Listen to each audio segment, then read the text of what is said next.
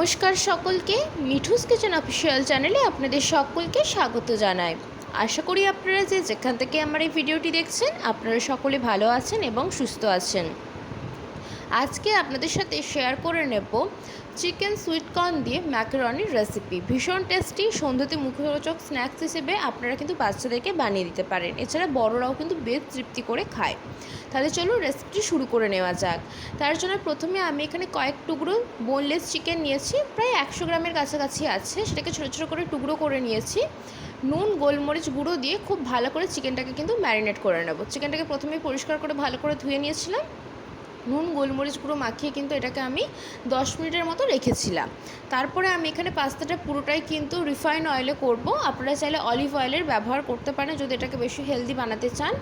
তারপর এখানে আমি কড়াইয়ের মধ্যে বেশ খানিকটা পরিমাণ তেল গরম করে, তেলটা খুব ভালো করে গরম হয়ে আসলে এর মধ্যে নুন গোলমরিচের গুঁড়ো মাখিয়ে রাখা চিকেন টুকরোগুলোকে এক এক করে দিয়ে দিয়েছি। খানিকক্ষণ নাড়াচাড়া করে ভেজে নেব। চিকেন যেহেতু বোনলেস রয়েছে খুব একটা ভাজতে সময় লাগবে না। গ্যাসের ফ্লেমটা লো টু মিডিয়ামে রাখবেন। 20 থেকে 25 মিনিটের মধ্যেই দেখবেন খুব ভালো করে কিন্তু চিকেনগুলো ভাজা হয়ে যায়। বেশি খুব একটা সময় লাগবে না। ঢাকা দিয়ে ভাজারও কোনো প্রয়োজন নেই, অল্প চিকেন রয়েছে, ঢাকা দিয়ে ভাজতে হবে না। এমনিতেই দেখবেন একটু লো ফ্লেমে গ্যাসের ফ্লেমটাকে লো ফ্লেমে রেখে একটু নাড়াচাড়া করবেন, দেখবেন খুব সুন্দর করে কিন্তু ভাজা হয়ে যাবে চিকেনটা যতক্ষণ না ভাজা হচ্ছে ততক্ষণ একটু নাড়াচাড়া করে ভেজে নেব। তারপরে কিন্তু আমরা বাকি স্টেপগুলো এক এক করে করব। ভীষণ চটজলদি হয়ে যায় এবং ভীষণ টেস্টি হয়, খেতে দারুণ হয়। বাড়িতে অবশ্যই করে একবার ট্রাই করে দেখতে পারেন এই ম্যাকারনি রেসিপি। আমি এখানে পাস্তা হিসেবে ম্যাকারনি নিয়েছি। আপনারা যে কোনো পছন্দ মতো পাস্তা নিয়ে নিতে পারেন, যেটা আপনাদের পছন্দ বা বাচ্চারা খেতে পছন্দ করে সেই রকম পাস্তা নিয়ে নেবেন। খুব সুন্দর করে কিন্তু চিকেনটা ভাজা হয়ে গিয়েছে, দেখেই বুঝতে পারছেন। ঠিক এই পর্যায়ে আমি এখানে চিকেনগুলোকে একটি পাত্রের মধ্যে তুলে একটা সাইডে রেখে দেবো। প্রথমে চিকেনটা ভেজে নিলাম, তারপরে কিন্তু আমি এখানে পাস্তাটাকে বয়েল করে নেব। যেহেতু আগেই বলেছি ম্যাকারনি নিয়েছি, অন্যান্য পাস্তার চাইতে কিন্তু ম্যাকারনিটা বয়েল হতে একটু বেশি সময় লাগে, সেই জন্য ভালো করে জলটাকে ফুটিয়ে নিয়েছিলাম। তারপরে যতটা পরিমাণে এখানে আপনারা পাস্তা বানাতে চাইছেন সেই পরিমাণ মতো এখানে পাস্তা নিয়ে নেবেন। আমি এখানে মাঝারি সাইজের বাটির 1 বাটি নিয়েছি। পরিমাণ মতো নুন দিয়ে খুব ভালো করে কিন্তু এটাকে বয়েল করে নেব। বেশিক্ষণ সময় লাগবে না, 10 থেকে 15 মিনিট মতো লো টু মিডিয়াম ফ্লেমে পাস্তাটাকে ভালো করে বয়েল করে নিতে হবে। যতক্ষণ না অবধি খুব ভালো মতো পাস্তাটা বয়েল হয়ে যাচ্ছে এবং খুব সুন্দরভাবে ফুলে উঠছে ততক্ষণ অবধি দেখুন খুব সুন্দরভাবে কিন্তু পাস্তাগুলো আমাদের বয়েল হয়ে গিয়েছে। ঠিক এই পর্যায়ে আমি একটি জালতির মাধ্যমে পাস্তাটাকে কিন্তু ছেঁকে নিচ্ছি। এতে করে কী হবে, পাস্তাটা খুব সুন্দর ঝরঝরে হবে। এইভাবে কিন্তু পাস্তাটাকে ছেঁকে নিতে হবে এবং ঠান্ডা জল দিয়ে ধুয়ে নেবেন। তাতে করে কী হবে, পাস্তা একে অপরের গায়ে কিন্তু চিপকে যাবে না। সেই ক্ষেত্রে এটা ভীষণ ভালো। নর্মাল যে আমাদের ওয়াটার বা চিল্ড ওয়াটার, ফ্রিজে ঠান্ডা জল দিয়ে পাস্তাটাকে ভালো করে ধুয়ে নিতে পারেন। তারপরে যেই তেলের মধ্যে আমি চিকেনটা ভেজেছিলাম সেই তেলের মধ্যে আমি আরও সামান্য পরিমাণ তেল দিয়ে দিয়েছি। তারপরে বেশ খানিকটা পরিমাণ থেতো করে রাখা রসুনের পরিমাণটা একটু বেশি দেবেন, এতে করে ফ্লেভারটা খুব ভালো আসে। একটা বড় সাইজের পেঁয়াজ আমি এখানে ছোটো ছোটো টুকরো করে কেটে নিয়েছি, সেটাও দিয়ে দিয়েছি। রসুনটা এবং পেঁয়াজটা খুব ভালো করে ভেজে নিতে হবে, যাতে করে রসুন এবং পেঁয়াজের যে কাঁচা গন্ধ রয়েছে সেটা চলে যায়।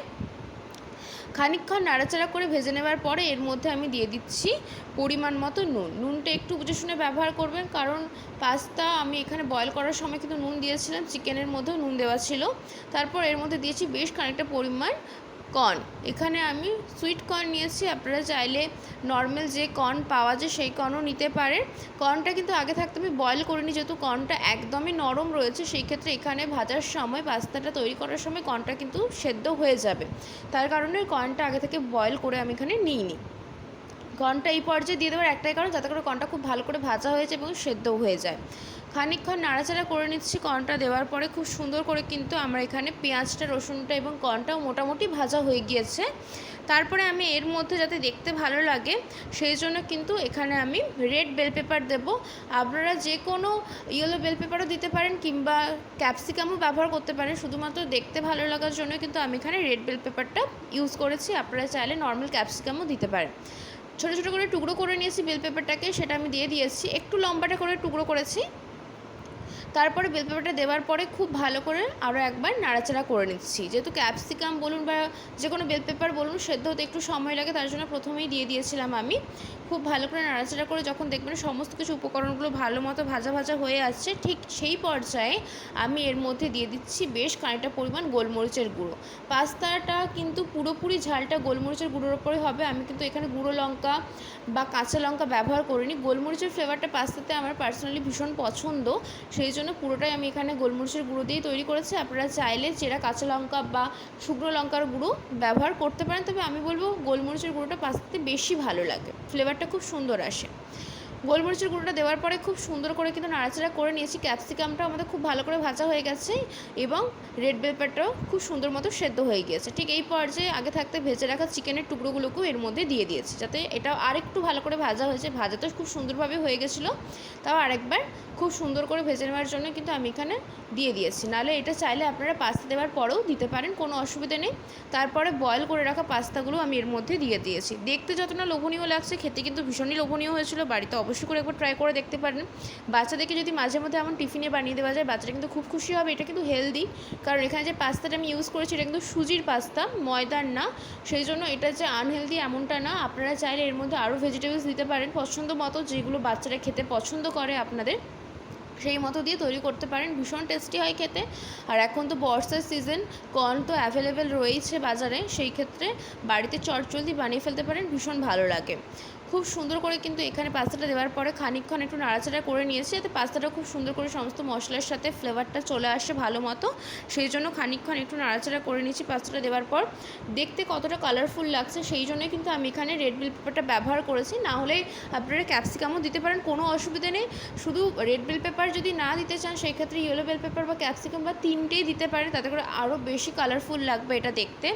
খুব সুন্দর করে কিন্তু আমি এখানে ভাজা ভাজা করে নিয়েছি।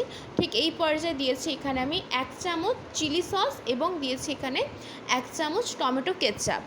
অপশনাল চিলি সসটা দিতেও পারেন, নাও দিতে পারেন, যেই সস পছন্দ করেন সেই মতো দেবেন। পাস্তা সসও পাওয়া যায়, সেটাও দিতে পারেন।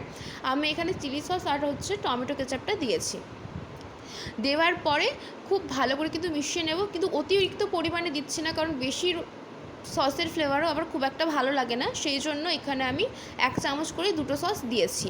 খুব ভালো করে মিশিয়ে ভেজে নেব, তাহলে কিন্তু আমাদের এই লোভনীয় স্বাদের চিকেন কর্ন ম্যাকারনি একদম রেডি হয়ে যাবে। আজকের রেসিপি আপনাদের কেমন লাগলো অতি অবশ্যই করে কমেন্ট করে জানাতে পারেন। যদি ভালো লেগে থাকে অবশ্যই করে আমার চ্যানেলটিকে সাবস্ক্রাইব করে দেবেন। লাইক শেয়ার কমেন্ট করতে ভুলবেন না। আর যদি এরকম নিত্য নতুন রেসিপি পেতে চান, তাহলে অবশ্যই করে আমার চ্যানেলটিকে সাবস্ক্রাইব করে দিয়ে আমার চ্যানেলের পাশে থাকার অনুরোধ রইল। মিনিট 5 একটু নাড়াচাড়া করে নেবো, যাতে করে খুব সুন্দরভাবে সসটা যেহেতু দিয়েছি, ফ্লেভারটা খুব ভালো মতো এনহ্যান্স হয়। সেই জন্য খুব ভালো করে এখানে নাড়াচাড়া করে একটু ভাজা ভাজা করে নিয়েছি। দেখতে খুবই লোভনীয় হয়েছিল, খেতে তো তার থেকেও বেশি লোভনীয় হয়েছিল। একদম রেডি হয়ে গিয়েছে সার্ভ করার জন্য। আমি কিন্তু এখানে একটি পাত্রের মধ্যে সার্ভ করে দিচ্ছি। বাচ্চাদেরকে টিফিনেও মাঝে মধ্যে বানিয়ে দিতে পারেন, কিংবা সন্ধ্যেতে মুখরোচক কিছু খাবার হিসেবে মাঝে মধ্যে বানিয়ে দেওয়া যায়। যেহেতু আগেই বলেছি এটা একটা হেলদি রেসিপি, তেলের পরিমাণটা চাইলে আপনারা আরেকটু কমিয়ে দিতে পারেন। যেহেতু চিকেন রয়েছে, চিকেনটা ভাজতে একটু তেল লাগে, নাহলে কিন্তু খুব ভালো করে ভাজা হয় না, ভীষণ একটা আষ্টে গন্ধ ছাড়ে। সেই জন্য একটু তেল দিয়েছি। রেসিপি কেমন লাগলো অতি অবশ্যই করে কমেন্ট করে জানাতে পারেন। যদি ভালো লেগে থাকে তাহলে অবশ্যই করে কিন্তু আমার চ্যানেলটিকে সাবস্ক্রাইব করে দিয়ে চ্যানেলের পাশে থাকবেন।